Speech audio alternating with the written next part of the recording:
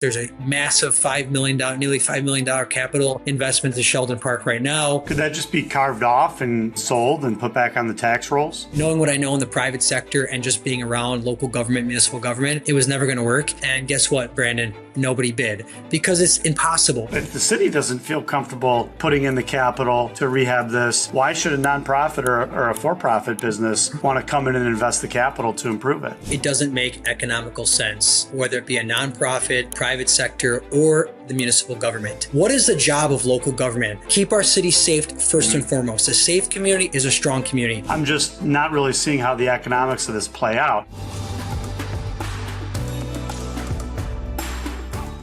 Welcome back, everybody, to Unlocking the Law with your host, Brandon Grysko. That's me. This is a podcast where we tell authentic stories about the law, break down barriers that you may have to working with attorneys, and explore topics of interest to businesses and communities. We try to do this in a modest way, mixing a little bit of humor here and there, which you may have seen some of.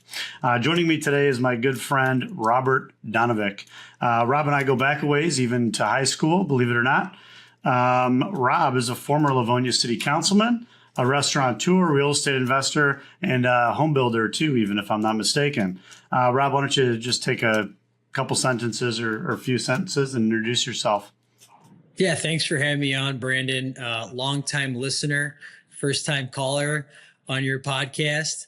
Although I do want to give a shout out. I am a friend of the pod number one with Jay Murray and Scott Barr in the local pod. So it's really cool to see podcasters like yourself that are really active in Livonia. No promoting other podcasts on this show. Sorry. Like Livonia. Veto. It's so cool to see. So cool to see you all out there. Your podcast has really picked up a lot of steam.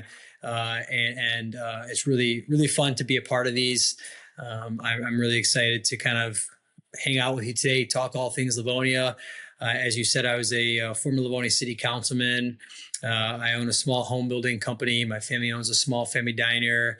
And I talked to you over the years as a former Livonia policeman. I was in the military, did one tour in Iraq as a door gunner on a Chinook helicopter. You're a former policeman, so we like to talk guns and talk local politics. So definitely excited to be on your podcast.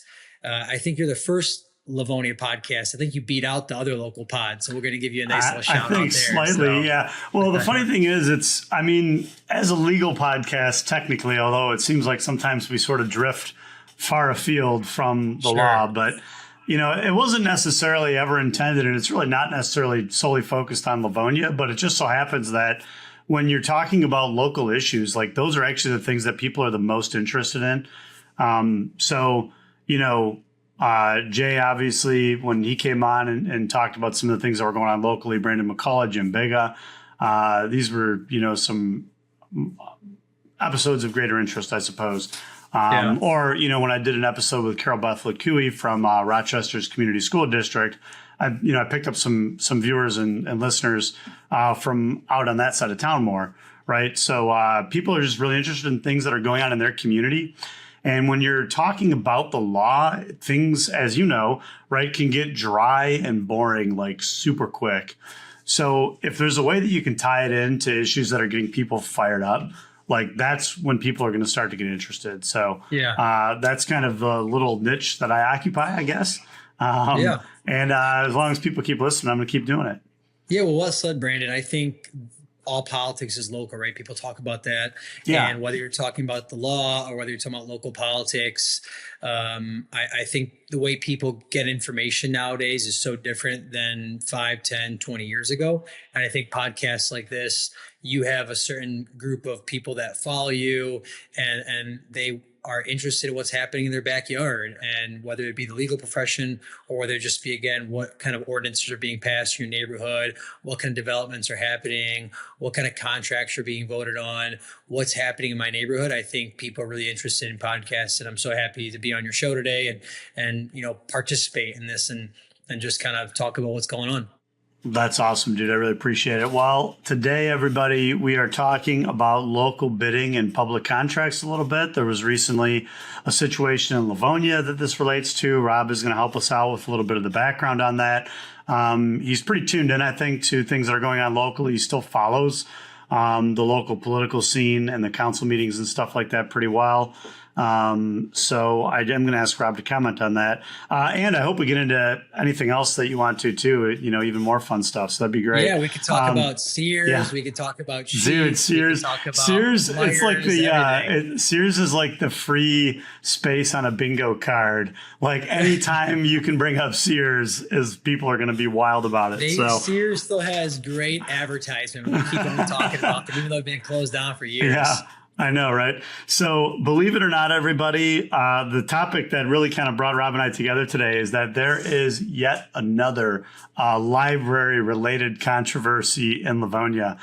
This is probably the most this is the most attention that libraries in town have gotten probably in the last 10 years is related to this issue or the Noble issue or just the recent stuff going on. Yeah, please do. So we're going to cover that. So Rob, no spoilers yet. Okay. Don't give away the good stuff, but just kind of tell everybody at a high level, what was the most recent library kerfuffle all about? Yes. So just kind of the logistics, Livonia City Council members are elected at large by the residents of Livonia. You can serve 2 consecutive terms, and those terms can be 4-year terms or 2-year terms. And then Livonia has temporary term limits. So after you are elected 2 consecutive times, you've got to take 2 years off, and then you can run again if you'd like for another 1 or 2 terms. And you can carry that pace on for infinity. Yeah, so you just got to take a break. Yep, exactly. Where other communities, most local communities, you can run forever and never have to take a break. Livonia, back in the late 90s, give or take, instituted a new charter amendment where you've got to take a 2-year break, essentially. So I'm during that period of time right now. And if I'd like, I could run again. If the residents are so nice to elect me, that would be an honor. Are you running again? Honor. Are you running again? Is that what you're announcing here today? I really enjoyed my time on the council, and we'll see what happens in the future. I'm going to keep Brandon McCullough on suspense, see what I do in the future. Oh no! But all things considered, you can't do that to him. All things considered, with Noble Library, a beautiful historic type looking building. People love the building, and I understand it. It was closed in 2019 because of a lot of building issues. There was mold in there. Our building official deemed that building unsafe for people to be in there. Livonia at one time, up until that point, had 3 library buildings, one over on 7 Mile, the Civic Center Library at 5 Mile, and then the Noble Library at Plymouth Road. So you kind of had that nice coverage across the community. But even previous to its closure in 2019, it was open 3 days a week. So there wasn't enough activity in that library to sustain a full schedule. So that's why Noble was kind of tuned down to 3 days a week. The Civic Center Library has been around for a long time. That's at the center of town. And then, of course, the library on 7 Mile Road. So you've got That's the Sandburg Library up there, right? Yes, Sandberg is at 7 Mile and Farmington Merriman Road area. Then you've got Civic Center at 5 Mile and Farmington Road area. And then you had Noble over at Plymouth and Merriman, Plymouth and Merriman and Farmington Road area right there in between there. So that was closed in 2019 again by the building official. It was you couldn't walk inside, full of mold. I actually walked the building in 2021, maybe 2020, give or take, somewhere around there. And even back then, it was just in horrible condition. And the basement was flooded. Ceiling tiles were all caving in. HVAC was falling in. Walls. I mean, the mold was crawling up the walls. I mean, the place. I cannot exaggerate the level of just, it was falling apart, and it was really bad. And I've walked through some bad buildings in my day. Being in the military in Iraq, you could see all kinds of stuff there, old dilapidated abandoned structures that had sat for 20 years, and Noble was in some instances in equal condition. So the city council and the mayor had tossed this political football back and forth for years. I've always been very consistent that the city of Livonia deserves a state-of-the-art library. We should consolidate our libraries into one building, one state-of-the-art facility. The way our children learn, you have multiple kids. God willing, I have children one day. they learn drastically different than say you did in the 90s, early 2000s and 80s. And our library staff are awesome. They're so dedicated to programming. They're so dedicated to the residents that use the libraries every day, but they've got limited resources. The city of Livonia only has so much money with the library millage and the general operating fund. You can only stretch those funds so thin. So I think it would be great if the city council and mayor took that position.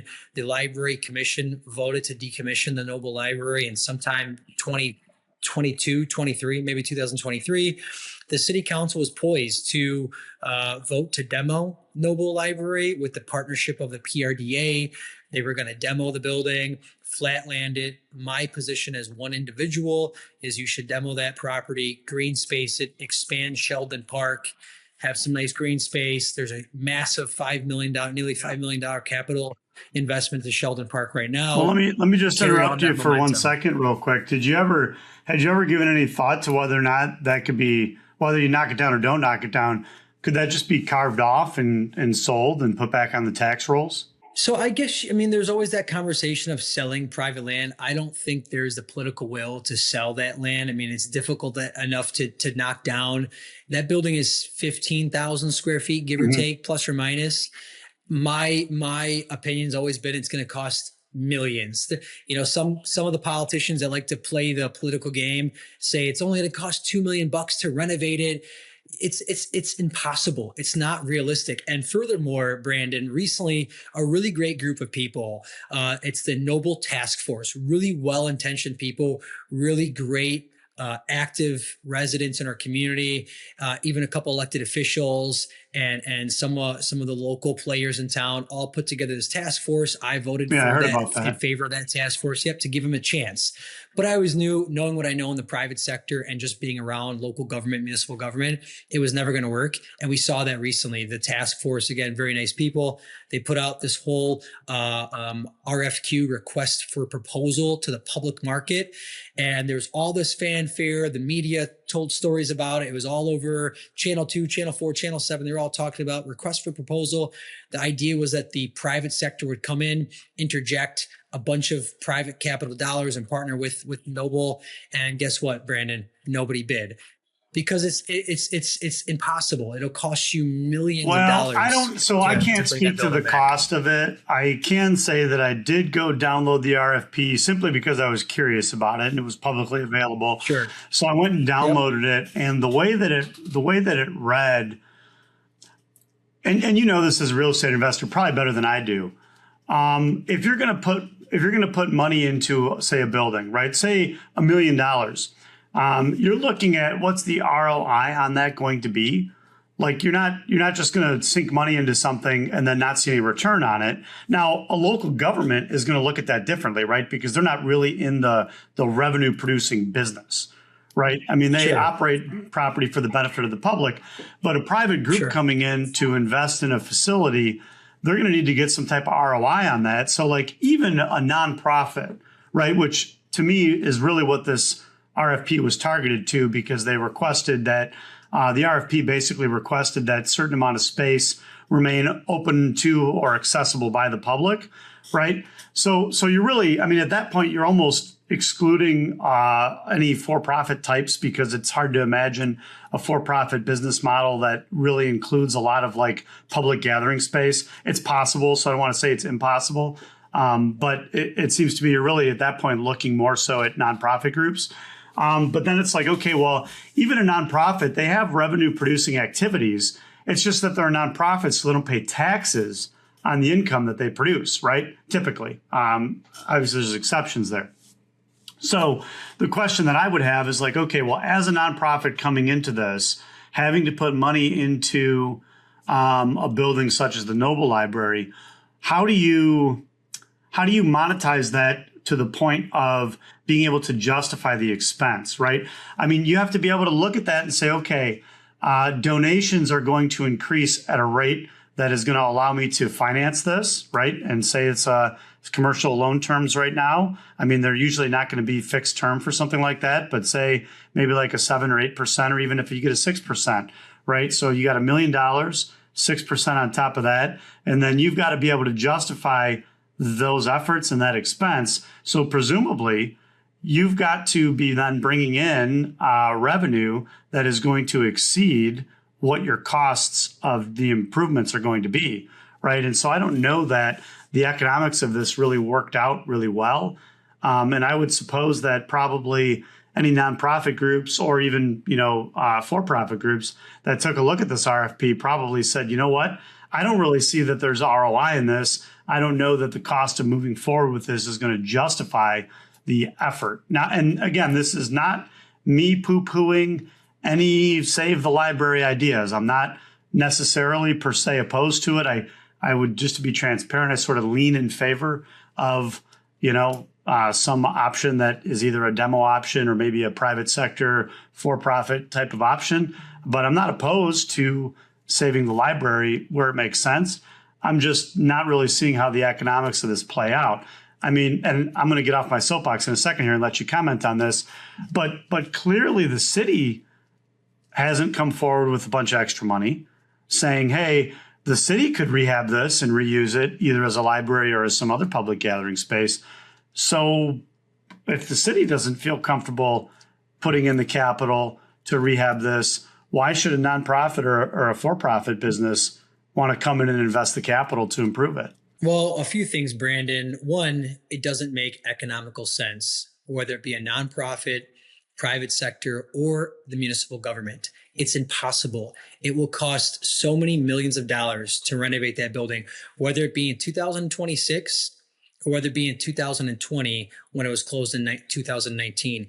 It will cost so many millions of dollars that a private sector, for-profit business, or a nonprofit entity cannot make economical sense of it, because the cost of construction, whether it be new construction or renovation, is just too exorbitant. Insurance costs, labor costs, material costs, and then you add on maybe your union contractors. It just doesn't make sense. And that has been my struggle with the Noble Group. They'll label me as not a fan of the libraries. I'm the biggest library supporter. I think the city of Livonia, and the residents deserve the most state-of-the-art library in Metro Detroit, in Western Wayne County. We're Livonia. We're the 9th largest city in the state of Michigan. Our residents deserve the best of the best. We deserve a state-of-the-art library, not one that is stuck in the 1980s, because people have an emotional attachment to a beautiful building. I can see that. It is a beautiful building. You think so? The city of Livonia, I do. Okay. I'm a fan of it. I mean, just looking at the building itself, to me,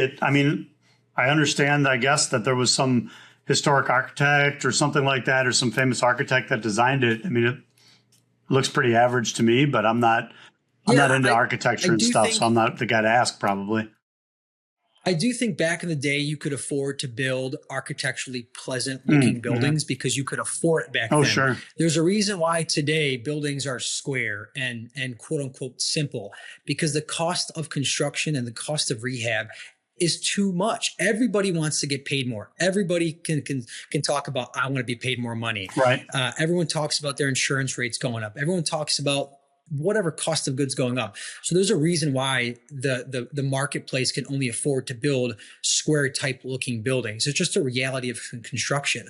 So I can appreciate the architectural design and the curvature and the look and appeal of Noble, while simultaneously saying we can't afford, the city of Livonia cannot afford millions and millions of dollars. My dear friend, Councilman Brandon McCullough, who I've had the pleasure of serving with for many years on the city council, former president, he's one of the best politicians you ever see in Western Wayne County. I call him Bill Clinton Jr. He is as smooth as ice. Okay? I'm going to clip this, and I'm going to make this its own clip and send it to Brandon, all the nice things you just said about him. And Brandon watches everything I do, so trust me, he'll be watching this podcast. He's got a crush on you, I guess. And Brandon, great guy, loves our community, and I like him personally, but he is telling the residents something that is untrue. It is going to be so expensive to build, to renovate that building.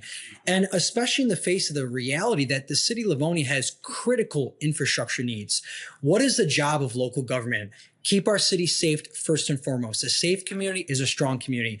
I don't care whatever else you do in your community. If the community is not safe, Families don't want to live there. Businesses don't want to invest there. So first and foremost, this is a safe community. Second of all, is keeping a community clean, making sure your DPW services, water, sewer, all those sort of infrastructure needs. This is the non-sexy kind of stuff of local government, making sure the trash is picked up, making sure the parks are clean, making sure street lights work. Those are those critical infrastructure pieces that a city has to do as a local government. And then providing a good business environment and good schools for your community.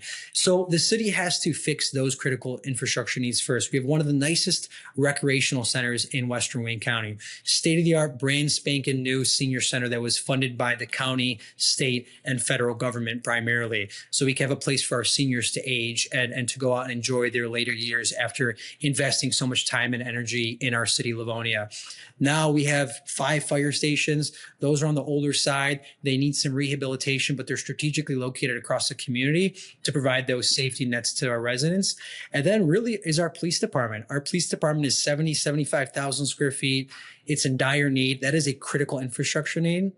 Our city hall is 5 stories tall, 100,000 square feet. We've got big needs there. So all that to be said, Brandon, is how can you go invest in a vanity project of a building that no longer is going to be serving as a library when you've got all these really big critical infrastructure needs that need to be answered today? Yeah, no, I don't disagree with that necessarily. I'm not as tuned in probably to some of the stuff going on in town as you are. So, I'll defer to others on that, I suppose. I mean, I'll point out, I guess, that I would agree, of course. I mean, I've been in the police department. I used to work there. Tyler Vines was on and talked quite a bit about sort of the state of what I guess I'll call, I don't know if I want to say blight, decay, aging in place of the building, that sort of thing. And how, he did kind of think that there needs to be a new police department there at some level. Well, it does. We rejected the bond. I mean, we overwhelmingly rejected the bond that would have made all that possible, right? A new city hall, a new state-of-the-art police facility, a new library, So, the people sort of have spoken on that. I don't know what you can say about it. And I think Brandon, the people spoke resoundingly on the municipal facilities bond. I understand that. I think there was a large emphasis on the downtown component, unfortunately, and less of a focus on the municipal facilities. Right. Our Livonia buildings are too big, they're too old, and they're costing taxpayers a lot. You know what? The thing that I never really understood about the opposition to that is that, yes, okay, bonding comes at a cost. Yes, there is a cost to each household, right, in order to fund the bond payments. There was a millage that was going to support that. However, there was also a significant amount of space that was going to get freed up for private development, which would have put that land on the tax rolls. The city of Livonia not only would have the taxes there, but presumably also would have maintained control of the land itself and land leased that actually probably to the developers. So you've got an income stream now coming in that you didn't have before. So understanding, of course, that nobody likes a tax increase, right? I mean, I don't. I know you don't. You're a conservative. Sure. Nope. So nobody likes a tax increase, but there was going to be an income stream from that development. Now, obviously, that's not going to get realized till the future. These sorts of projects take a long time to develop. But I think that area is a key area. It would have freed up a lot of local dirt that I think developers would have jumped at probably. Yeah, I understand. I understand liking the idea of redevelopment. I can appreciate that. But listen, the residents said no, and you have to respect the will of the voters. But I think what is a bigger deal is our city council members, they've got a hard job. I think the Livonia City Council, it is a great group of dedicated people, whether they're conservative or whether they're liberal Democrats like Brandon McCullough. I understand people have different opinions. I'm on the conservative side, the Republican side. I like small government, local control. That's one perspective. All these city council members, they're very dedicated to the community. The mayor is very dedicated to the community. I didn't vote for the mayor the first time. I didn't vote for the mayor the second time, but I can appreciate the mayor is dedicated to the residents. We can have disagreements there, but that's, I think, the biggest issue that our local government is going to have into the future is these buildings that are too big and they're too old and they're too cost prohibitive to invest in. People often say, Rob, hey, my ranch house was built in 1960. It's a 1,000 square foot ranch. Why why my ranch is just fine. I just put money back into it. Why can't we do that with the buildings in Livonia? Well, first, we do. The city of Livonia invests a lot of money into capital infrastructure every single year. Secondly, these buildings see tens of thousands, actually hundreds of thousands of visitors every single year. That's a lot of wear and tear on these buildings. And thirdly, the boiler system, one boiler system costs more, and this being involved in municipal government, costs a heck of a lot more than my house and your house combined in most cases. Yes. So and it's also important to understand that these are commercial building systems with commercial uses, essentially, right? And large scale projects. They just don't age the same as 1,000, 1,500, even a 2,000 square foot ranch or colonial. Yep. Yeah, no, they're just different. 1,000, 2,000 square foot home has a furnace that's going to cost you less than $10,000 with the air conditioning, give or take, right? I mean, your commercial building's 100,000 square foot city hall. It's massive. The city of Livonia undertook a space needs assessment by OHM, an engineering firm. They came out, did all this research, talked to all the city employees and department heads.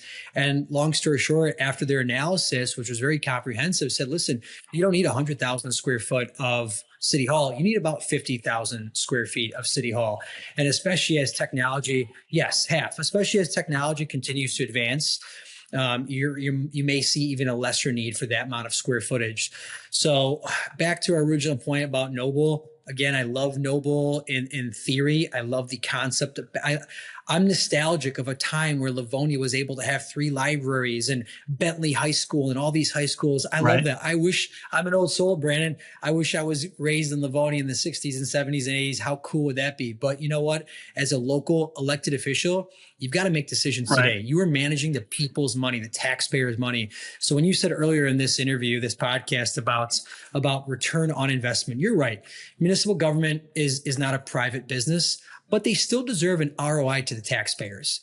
Our taxpayers deserve a return on their investment. If you think about it, an average taxpayer is going to spend $4,000 a year in property taxes, give or take. Stretch it out a course of 20 years. You're paying $100,000, give or take, whatever that figure may be, over the course of 20 years. You deserve a return on your investment as a taxpayer in our community.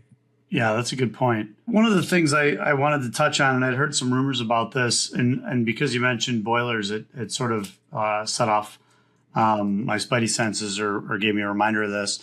Are you familiar with the current situation? I think it was involving the Sandberg boiler, and there were some. You're familiar with that? Yes, sir. Yeah. So yes, sir. I like that. It's like you're in the military again. If I stand up to leave the room, you're gonna have to salute me too. So.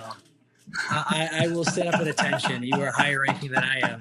I'm just a working man. So long story short, the city of Livonia, there's a procurement. Okay, well, hold on a second. No spoilers. Just give everybody the high level.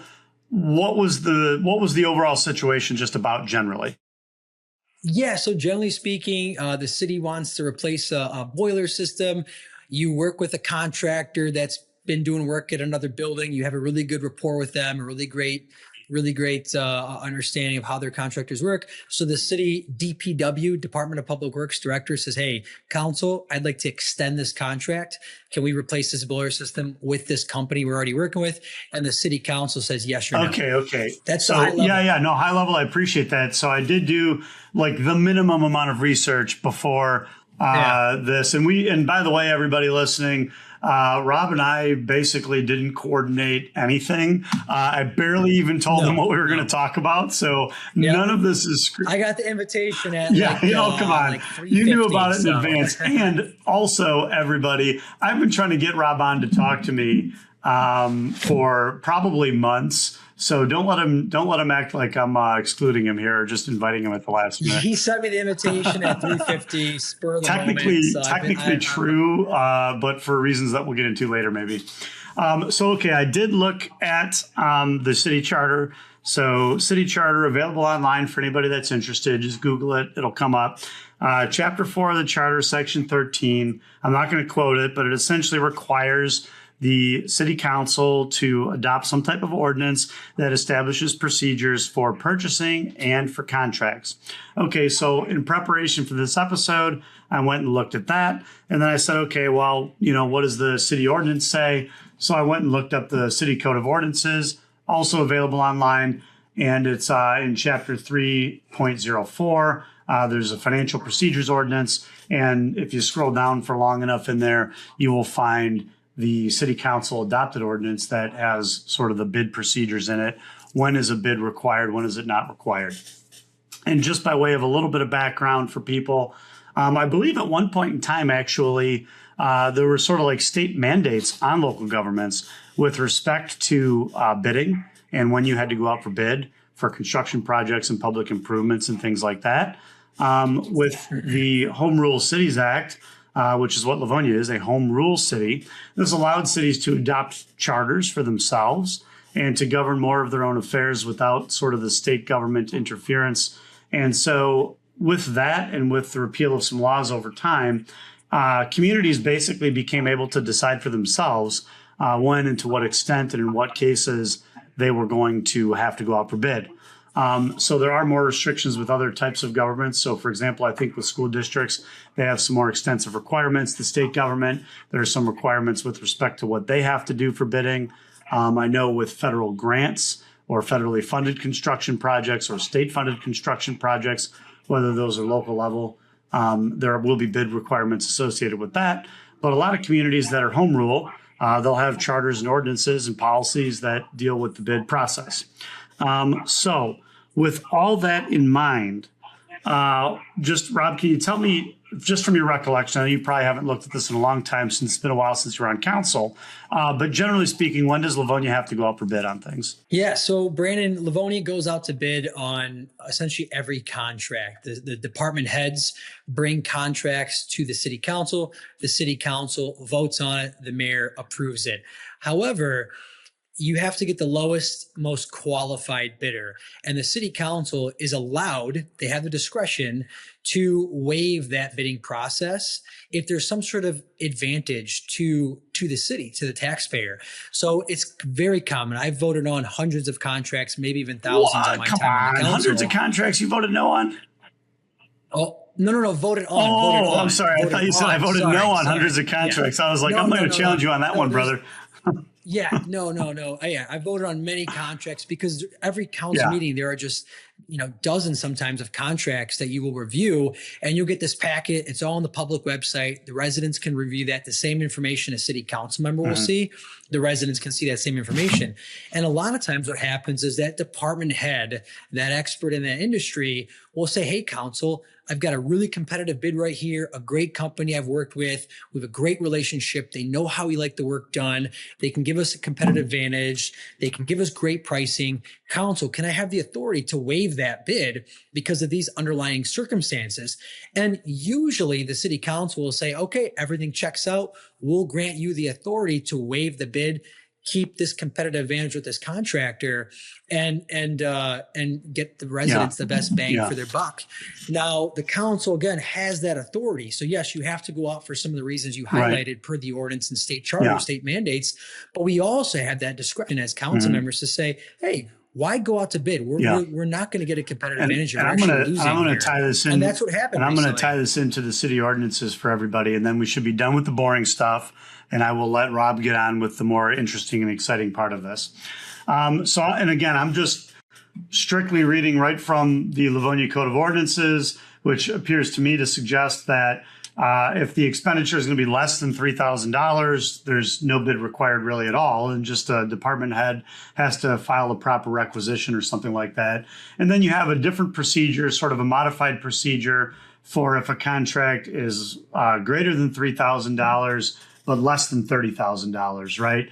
Now you've got to, looks like get 3 quotes and can proceed with written reasons as to why, that would be appropriate to do that. So again, just strictly going through the line items here in the ordinance. Now, if you've got something that's $30,000 or more, this is where Rob is talking about, I think that sealed bids are going to be more or less required. So with that being said, though, there are a number of instances outlined in the ordinance itself which will indicate that no bids are going to be required in certain instances. And in one of those instances relates to if there's a product or material that's not competitive in nature and no advantage to the city would result from competitive bidding, then the city council can sort of dispose of competitive bidding. Or there's also sometimes cases where you have like consortiums or some other types of contracts where maybe the state makes available its pricing, which has already been bid in some sense and is already competitive in some regard. That would be another case maybe where the city does not have to go out for a competitive bid. So all that to say, there are some instances in the city of Livonia, at least, and in other communities too, they have their own criteria where whether it's a public contract or not, you don't necessarily have to go out for bidding, just depending on the circumstances. Yeah, and anyone knows if you own a house, you've had to hire a contractor. Everyone knows it's not black and white when you're dealing with contractors, whether you're hired a contractor off of a local Facebook group or whether you're a large municipality that has to go find vendors and contractors, or whether you're a big private developer, builder, you build skyscrapers. It's hard dealing with contractors, with bids, scope of works change, what they provide changes, it's a very difficult thing. And the city of Livonia has fabulous department heads. Right. These are folks that work super hard behind the scenes, tons of great staff that work underneath department heads that really provide a good quality of service for our residents, and you'll never see or hear them. Now, there's that natural tug and pull that city council members of the legislative body are going to hold the checks and balances of the administration, the executive branch, and your department heads. There's going to be times I've disagreed with departmental staff. That's normal. But there are instances like recently where the taxpayers were cost nearly $40,000, Brandon. Wait a minute now. Wait a minute. Because city council members decided not to listen to their departmental staff, and ultimately the taxpayers are going to foot that bill. So give me a little bit more history on that. So you say that it cost $40,000 more. You sort of alluded to the fact that there was a possibility of extending, an existing contract to cover some new work or whatever. Give us a little bit more of the background of how this developed. Yeah. So department heads again. I'm sorry to interrupt again. So this was this a boiler for the Sandberg library? Boiler replacement. They were already doing some work at another library in the city. And this is a company that's reputable that does this type of work all the time. And they said, hey, DPW staff, we're already in your city. We're already doing work.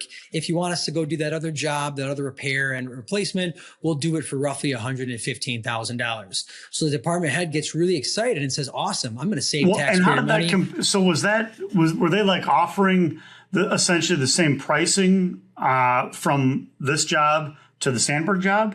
Or well, what happens is there's common maintenance. There's scheduled maintenance that takes place, and stuff comes up. So that DPW staff says, "Hey, I got this other job. What will you do this job for?" And that contractor says, "Hey, I'm already in your city. This is the scope work. These are the specs. I'll do this work for roughly $115,000 because they don't have to go back out to bid, because that contractor incurs costs when they got to go back out to bid and review stuff. And there's a lot more work. They got employees and all this stuff that happens. So that departmental staff brings that to the city council and administration. They have conversations. Okay, so we're just imagining here. So obviously we don't know exactly how it developed, I suppose, but I'm imagining that, hey, we're already working together, and in the course of a normal conversation, right, about an existing job, maybe it gets mentioned that, hey, we have some other work, and he says, oh, well, this is the price that I would be able to do that for, and so the department head thinks, okay, well, that sounds like a pretty good deal. I'm going to take this to council and just ask that they extend this contract and waive like a new bid or whatever. Exactly, because what happens is that DPW staff can call other cities. They'll call Westland, Northville, Novi, Farmington Hills, and say, hey, I got this scope of work, this project. They're going to offer me this price. What do you think? So they can compare prices informally, and they're going to, just like anybody else, you call around. And they're in the industry too, so they know, like, hey, we do DPW type work, so we're sort of generally aware probably of what things cost, right? So, okay. Exactly. So when they bring that to the council informally and say, hey, council, I got this opportunity, when enough council members in this instance said, no, we're gonna want you to go back out to bid. So the departmental staff and the mayor say, fine, we're gonna go out to bid. We're not gonna force a confrontational agenda item at a meeting. So fine, we're going to go out to bid. We're going to listen to the city council, the legislative branch, and we're going to go out to bid, even though the administration and these experts knew, hey, council, we're going to go out to bid. There's no telling what's going to happen. Well, guess what, Brandon? Those bids all came in almost $40,000 higher, $60,000 higher. There were bidders in the $300,000 range. So what should have cost our taxpayers roughly $115,000, give or take, ended up costing nearly $40,000 more. And that's what frustrates me is that's an avoidable situation where we can save our hardworking taxpayers money, and the city council, because of politics, decided to push politics as opposed to good policy. And now the taxpayers got to foot that bill. And that is an avoidable situation, Brandon. And that's why elections have consequences. You have to work hard for the taxpayers in your community, and you can avoid situations like this. You're not going to get everything right, but this is a situation where you could save taxpayers money, and you could have taken that nearly $40,000 and invested it somewhere else for ADA accommodations. So that existing contractor that originally gave like the good price, so to speak, how did they end up stacking up in the bid? Well, ironically, Brandon, they end up being the lowest, most qualified bidder still. But they had to go out to bid, and they incur all these costs, and they know what's going to happen, Brandon. They know they're going to go out to bid, and all these other contractors are going to bid even higher. So they have an obligation to their own employees and to their own businesses. Hey, we're going to incur more costs, and we got to go through all this additional work. Well, that's going to cost us something. So they still end up being the lowest qualified bidder. Man. You know, that's actually happened in a community that I'm aware of. I won't say the name or what the services were, but basically somebody pushed really hard for a long-standing relationship to go out to bid, and you know, there was one deal on the table, but once the person had to go back out to bid, had to put together a whole RFP, you know, they ended up increasing their pricing on that, and it ended up being that they were the sole bidder. You know, so they actually ended up making money on the deal. It worked in their favor because they were the sole bidder on it, and they were able to raise their prices. So, and hey, I'm not trying to be unfair, Brandon. You know, I mean, listen, voting on the city council is never easy. It's one of the most difficult jobs I've ever had, and I've got nothing but respect for my colleagues, whether they be on the city council or they be on the mayor. Anyone that's served on a voting body knows, you know, whether you're your local association, your favorite club, or elected office in municipal government, it's never easy, right? But you got to listen. You can't play politics with people, right? I've taken a lot of unpopular votes because I knew it was the right thing to do for the city as a whole. It's never easy to vote in front of the public. And sometimes I say I'm not the best politician because I leave it all out there. I speak my mind. I try to be very transparent. The residents, the voters deserve full transparency and integrity. And I try to bring that to this role, being an elected office or being a political candidate. And that means saying things and doing things that sometimes are going to be difficult. You know, my dad, he's an Albanian immigrant, came to this country with nothing, fled communism, fled socialism, and came to the greatest country in the world, bar none. And my dad knows what it's like, knows what it's like to not have freedoms. In this country, you do have freedoms. We have the right to vote. And every single American should get out and vote, whether you be voting for a Republican, a Democrat, independent, whatever it be. Get out and vote and have your voice heard, because some people don't have that right in other parts of this world. And I'll talk to my dad, and he goes, you know what, Rob? 50% of the people love what you do. 50% of the people hate what you do. And that's just the essence of political office.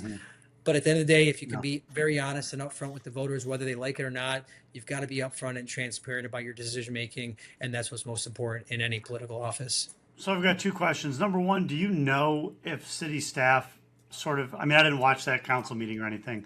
Do you know if city staff sort of advised the council that, hey, if you guys don't want to waive this, like we go out to bid, it could very well, the price could go up? I mean, was council aware of that risk? Sure. I mean, I can't speak to what individual conversations have. I can only speak from my experience. But you don't know if publicly it was mentioned that could happen. It wasn't mentioned publicly at the meeting because it didn't get to that point. Because what happens, Brandon, is departmental staff will speak to council members. Council is technically a part-time job, but Sure. anyone that's served in that role knows it's very much full time. You're on the phone multiple times a day, sometimes talking Hmm. to city employees and the mayor's office and vendors and business owners and residents. It's very, very demanding in that role. So what happens, the department heads will call you. You need to have a relationship with your department heads. Right. And they'll say, hey, councilman so-and-so, councilwoman so-and-so, I've got this particular project. What do you think? What's your feedback? They work very good hand in hand with council members. So what happened in this scenario, candidly with you, Brandon, is enough council members said, no, we want you to go out to bid. If you send this to, if you extend this, if you bring this agenda item to the city council, it's going to be confrontational. It's going to be a dogfight. And the Oh, so department this heads, wasn't even yeah, voted on? This was no, just, it was voted on eventually. oh, The I see. contract, the new I contract was see. voted on, but the department, the DP, these are normal everyday residents, Yeah, yeah, yeah. hardworking people, and they Right. knew it was going to be a fight if they brought this to the floor to this Yeah. council meeting with the extension of the contract, the bid. Yeah. So they said, you know what, fine, we're not going to do that. Council, you want to pay more money? A majority of you want to pay more money? That's your prerogative. You are the checks and balance of the city council. And Yeah. unfortunately, that's what happened in this scenario. What do you say? Now, my second question, I said two questions. My second question on this is going to be, what do you say to the council person? And I'm not suggesting that any particular council person actually said this. I'm just saying hypothetically, what do you say to the council person that says, you know what, the process matters, transparency matters, Absolutely. the fact that we follow our own procedures matters. Absolutely.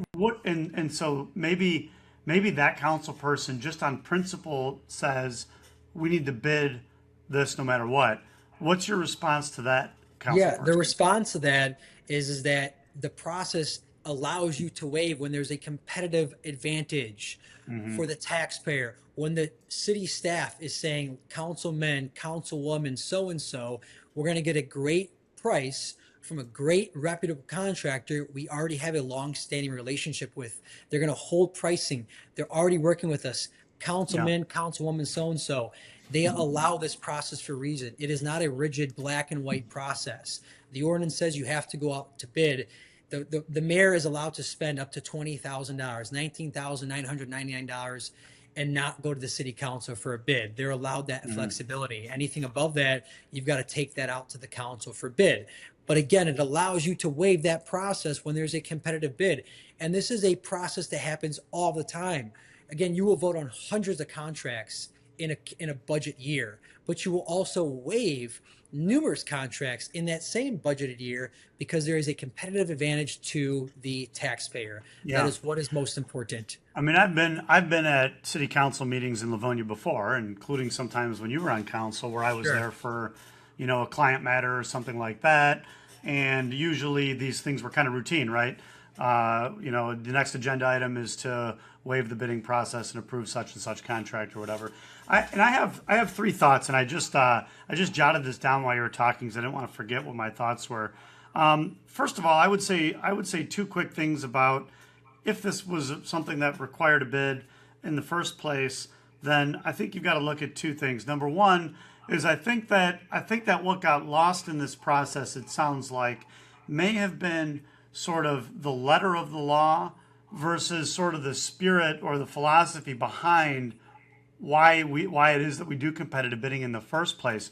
Remember, competitive bidding is essentially two things, right? It's to assure that somebody's friends and family aren't getting all the contracts, Sure. right? Number one, and number two is to make sure that the city's getting a fair price on things. So both of those components are important, right? Now, I don't know that there's been allegations that I don't think there has been allegations that this contractor is a friend or family member of anybody. And we can see clearly that the spirit is sort of being observed in the sense of that they're offering good competitive pricing. So okay, I get that. There might be other arguments to why you'd want to bid.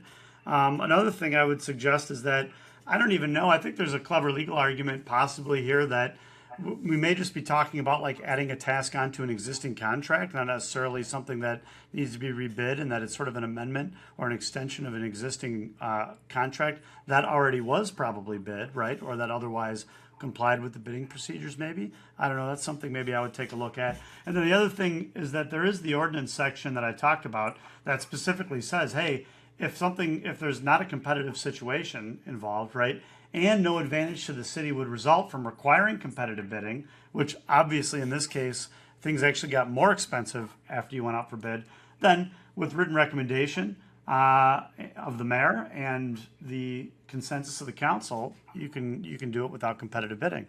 That's something that the ordinance allows for, and that's something that the city charter specifically says is going to be set forth by ordinance by the council. Yeah, Brandon, people are being taxed. In some instances, they're paying more in annual property taxes than they are their physical mortgage. Local government needs to look for every possible way to save as much money as they possibly can to save the taxpayers. You need to be local, small, and lean. Focus on local issues. And when there's an opportunity to save money, when your expert DPW employee is saying this is a great company, this is a great price, when the mayor's office administration is supportive of it, you as council should go along with that. You have robust debate, you have policy discussion, but in this situation, a majority of the city council got it wrong here, and it's unfortunate, but there's elections, and I think it's very important that you elect people that want to keep government local, small, and lean. Yeah, and I want to say too, just out of fairness, what's Livonia's annual budget, like $80-90 million or something like that? Roughly nearly $100 million a year the city spends collectively. Right. So $100 million a year that the city's spending on things. An extra $40,000 isn't going to kill anybody, right? It's not going to break the city's budget. I understand that. So it's not a mistake that's so egregious, right, where it's going to put the city into like a municipal bankruptcy or anything like that. Our residents aren't going to see increased taxes as a direct result of this or anything like that. So I want to be fair to the council, and I'm sure that they did what they thought was right at the time based on the facts and circumstances that were in front of them. I do think that there is some tension that I see out there, and I'm not saying that it's right or wrong, but I think there's some tension that I see out there in some cities recently in strong mayor governments, right? You've got a mayor who's an executive, and they've got sort of an executive staff, and council is largely responsible for policy and budgeting, right? So because it's outside of maybe really very large cities, your city council is largely going to be part-time role where they meet only so often, right? And so there is an element of trust building between the administration and the council that probably ought to occur, so that when you get a recommendation like this, you can trust that the administration is giving you a recommendation that you can rely on, and hopefully it's backed up by some data or something like that, so that you can feel comfortable being able to represent to the residents, hey, I'm a fiduciary of the public trust. We did our due diligence on this one. Here's what the administration is saying. This is why I believe them. And we're going to go ahead and go with this deal and save the city $40,000 in this case. Yeah, and again, to your point, it's not necessarily about the nearly $40,000. It's the principle, and politics is getting in the way of good policy. Likewise with Noble. People pretty much know the reality of that, but politics gets in the way of decision making. And ultimately, whether it be $40,000, $100,000, or $1 million, it's the taxpayers that pay that ultimate price. And that's why I think local politics is so important, because you have to make responsible fiduciary decisions that sometimes are going to be politically unpopular. And you can't let politics rule your decision making if you're going to get elected or reelected. I love serving. I love serving on the city council. I love that job. But at the end of the day, if I'm not going to get reelected or elected because of political reasons, well, then so be it, because I can walk away from a vote knowing I did the right thing in my own heart. And we at the local government, we're not in federal Congress. You're not in the state legislature. You got to make the right fiduciary decision in the moment, in concert with your local executives and your local your DPW directors and those staff and all that. So it doesn't mean you're always going to get it right, but you can't let politics be the decision maker of your policy making. Yeah. So in this case, like as an example, I mean, is there a reason that you feel like this was a political decision versus a principled, hey, I think we need to stick with, sort of a more the letter of the law, so to speak? I mean, is there a reason you think politics sort of interfered? Oh yeah. I mean, if you go to a council meeting, there's an active group of people that want to have their voices heard, and there's people that are trying to influence political decision making. And there's one thing of naturally you want to influence your elected officials. I mean, we are a constitutional republic. At the end of the day, you elect people to make decisions on behalf of the electorate. But yeah, there's elections coming up next year, and people are going to be running for I office. see. So there's certain decision So you making that I think there think is was influence. maybe there was a little bit of grandstanding by some people on the one hand, and perhaps some caving to public pressure on the other hand. Yeah, I always think there's some political maneuvering by some Yeah, people, and that's just politics, right? That's just the yeah, way it goes. Whether you're talking about sheets, sure. whether you're talking about Sears, Yeah. whether you're talking about a number of other things, I know you want to cover on this podcast today. So I guess that's just politics sometimes. Yeah, I mean, and I don't envy the council because I've been as an attorney representing clients in Livonia before, in a city council meeting, standing at the podium where residents went out and bought T-shirts, right, and made T-shirts for opposing the project that I was there to support, right, Sure. and it I can imagine. Well, I mean, as an advocate there, I'm kind of trained a little bit and sort of have some experience in dealing with this. And I know council sort of gets to that point too after a while, but it's tough to sort of stare down the Yeah, crowd. I think, and absolutely. even when you know you're making the right decision, taking a public position that is going to be unpopular with the 50 people or whatever in the audience that are opposed Sure. to it. Yeah, it's I do difficult. not No. envy the council in that regard at all. Yeah, perfect example. Look at the corner of 7 Mile and Farmington, the once vacant former Kmart. Hmm. That was just an eyesore, a Right, desolate, blighted building right. for such a long time. Go drive by today. That corner is so reinvigorated. It is so beautiful. You It got does. It beautiful looks great. artwork, beautiful landscaping, a gorgeous building. And that wasn't an easy decision to make at that time. We had Right. a lot of people, a lot of residents that showed up who were adamantly against that Yeah, redevelopment project. And so it's never easy. So you don't want to be unfair to council members, I again, know. whether they're on one Right. side or the other of an item, particular item, but Mhm. you can't make political decisions. Yeah, And I it's a just tough job. and the zoning stuff is near and dear to my heart because I do a lot of zoning planning, land use, economic Yeah. development incentives and that type of work. And I mean, there's obviously nuance to everything, but Sure. zoning is all about use categories in certain areas, right? For purposes of planning your community. So when you have an area like the old Kmart at 7 in Farmington, right? It was big box retail, right? So you're taking Kmart big box retail and you're replacing it with what I think is actually a smaller retail Smaller. style of Yeah. grocery store, right? So, I mean, the type of use really isn't changing. And in fact, arguably, it may even be becoming less intense. The purpose of zoning approvals is not so that a local council can micromanage the type of use that goes into each specific parcel, right? The purpose of zoning is to provide categories where this type of use generally, right? Low intensity commercial, higher intensity commercial, mixed use, retail, whatever. That these are the types of uses that we generally like for this category. And I think that sometimes the residents will not necessarily understand that. And they'll come out and say, we don't need another insert, gas station, car wash, chicken restaurant, whatever the thing is that people are all whipped up about. But it's really not the council's role to pick and choose what exact type of business will go there, right? It's more about what general categories of thing is appropriate for this overall zoning district. Yeah, great point. It is definitely a difficult decision, that balancing act of.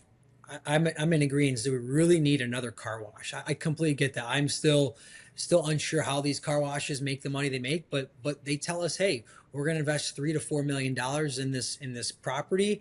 We're going to build a beautiful new building, and they say they're going to make money, and largely they fix some blighted, dilapidated, vacant buildings. So on one hand, personally, maybe I'm not excited about a particular project. On the Hmm. other hand, to your point, there's local zoning ordinances, laws that you as elected official have to adhere to, and it can be difficult because you have a group of angry residents yelling at you saying we don't want X, but when you know the law, for example, says that this is a Right. permitted use, you can vote no for political reasons to appease a group of the electorate, but you also know that, hey, we're going to get sued, or this person has a legitimate right to a particular development. So Right. if you're going to say no, you better have a lawful reason as to saying no. And we've seen that a few times Yeah. recently, if you want to dive into some of those things. But yeah, it's always difficult I think to maybe do that. we'll hit on some of that other stuff on another episode, perhaps. I did quickly want to hit on our free bingo space, Sears, which recently was on social media. Sure. Do you know anything about what was going on over there recently? Yeah. So what's happening with Sears? I know that's a big hot topic, and as much as I'd love to tell you that Sears is going to be demoed tomorrow, and they're going to build Trump Tower right here in Livonia, or they're going to build some beautiful redeveloped, Trump Tower. This isn't a building. political Uh, podcast, Rob.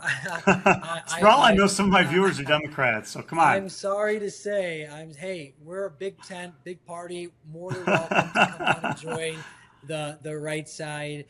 Unfortunately, nothing's happening with the Sears other than enforcement. We've got a great ordinance enforcement department that again turns those levers and tries to Yeah. maintain buildings as best they can. Mhm. But that property, for example, Sears, how many times do you hear, why won't the city do something with that? I Yeah, hear it well, all all the the time. time, man. And Yeah, and guess what? The city would love nothing more than to I see know. that ugly building demoed and redeveloped. But the reality is, Brandon, to your viewers, Mhm. is the city can't force private developers, private owners to redevelop their land. So long as that person, to an extent, I know Yeah, these attorneys I start to know, I think know. differently. Yeah, So there are certain levers that you can right. pull and twist and knobs you can twist, but Yeah, there's when you're dealing with a large company right. that bought up all the Sears assets, Hmm. they're paying their property taxes and they're Right. generally taking care of the property to some extent. Sure. It's very difficult for the city Yeah, to force I thought something I like saw that. that it looked like maybe somebody was out there taking the sign down or Yep, something the like sign that. Is was that, removed. Our ordinance do you know department, why? Was that a result of a violation or something? yeah, the ordinance department with Mr. Hanna and his ordinance officers are really trying to keep that property I looking see. as best as they can. So what Okay. happens is the ordinance department gets complaints, so they do their normal patrol and enforcement, and they're saying, listen, you need to take better care of this property, which we can all agree with. But Yeah, I've yeah, sat down with developers, Brandon, and interested parties that want to redevelop that property, but the sure. city cannot force a seller and buyer to come to some sort of agreement, just True. like you can't do in your Yeah, own house. yeah. So the city's there. The city's got great economic development director and their planning team that want to Hmm. see that property redeveloped. They're ready. They're poised to bridge Yeah. those gaps and bring people together. That would ultimately come before the city council for some sort So of I don't site know, plan man. I think process. maybe we should do a part two, or maybe I can find somebody else to talk about this. But just on generally speaking, like things like blight, condemnation, nuisance, and just generally local like sort of property maintenance enforcement. Sure. There's such hot button issues right now. I feel like a lot of communities are dealing with this problem, both maybe with landlords and with commercial Yeah. businesses as well. Not sort of keeping up their properties or not living up to the expectations of what the community wants for its aesthetic and for just general public health, safety, welfare. Yeah, well, you know what, Brandon? I'm officially calling out my dear friend Brandon McCullough. I think you should host a little a trio. You can have us both on at the same time, and I think Brandon and I can talk more about redevelopment and make Okay. sure he answers some tough questions. I think he's got a wealth of knowledge. I do often think I've got better hair than he does, and I think I'm a little bit smarter than him usually. But I think you should host both of us on your podcast. I think we can have a really robust conversation. You can ask some of those really pointed questions and kind of see where the Interesting. conversation goes. That's not a bad idea. Almost like a mini Livonia debate. I think people would like that. Maybe I You know, will. I think I don't want to call it debate because I would absolutely beat Brandon. But you know what? Does he know A that? nice Does he agree with that? I don't conversation. think he does. I think, well, hey, he's got an opportunity to come on your podcast. You've got great viewers and a lot of interested people that would want to watch. So call it a forum, call it a debate. I think it'd be great to have Brandon and I on your next podcast talk more I about will. Livonia I'll tell you issues. what. I will consider it. I'll also say that it sounds intriguing, but it also I don't know. We'd have to find some way to tie it into the law. It is unlocking the law after all. But I'm open to the idea. Maybe we'll talk about it offline. Well, Your Honor, I've got faith in you and your questions. That's good. Well, thank you, Rob, so much for being on, ladies and gentlemen. Robert Donovic, former Livonia City Councilman, entrepreneur, and good friend. Thank you. Thanks, Rob. Thanks again. Yeah, thank you for having me, and thank you to all the residents that watch your great show. I really appreciate it. And keep up the great work, Brandon. Thanks, man.